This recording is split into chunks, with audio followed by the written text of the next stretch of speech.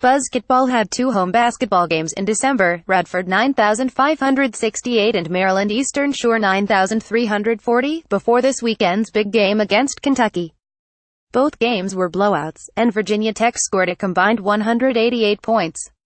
Blowouts usually make for boring photos, so I caught myself wandering a bit from the boilerplate sports photos as the story in both games were wrapped up fairly quickly. If you want to go in order, you can see the photos from the Radford game here, and UMES game here, but in this recap, I'll be focusing on themes instead of a linear story. First off, the freshman, Nickeil Alexander-Walker.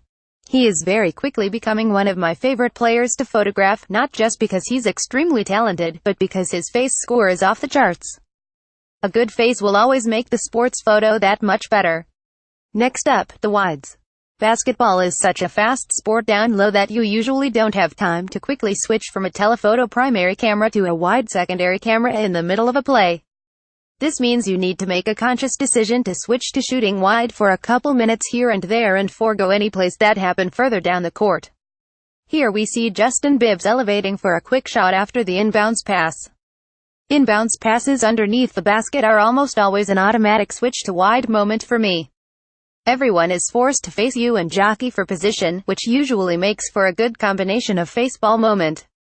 Something a little different, the Dutch angle or what happens when a level crop cuts off feet. Particularly like this shot because I really like the architecture in the distant ceiling and castle. The giant beams stretching across the giant space give an old-school feel to the place that newer and flashier arenas don't really have. Wide angles also help frame some of the action more than a telephoto can up close. Tyree Jackson got a little too into it following a hard foul on his shot attempt, earning him a technical, but not before both Gary Blackshear Jr. and Nickeil Alexander-Walker tried to stop him. 3/4 of the way through the Radford game, with the Hokies well in control, things got really weird creative. I figured out that one of my cameras has a built-in double exposure mode, just like a film camera would have back in the day. I have never shot a double exposure in my life, so there was a bit of a learning curve on it, but a black and white conversion on a shot of the high-techs make everything look cooler. As I was going through these galleries, I noticed that I got a couple shots of Virginia Tech players having some really fast hands all throughout.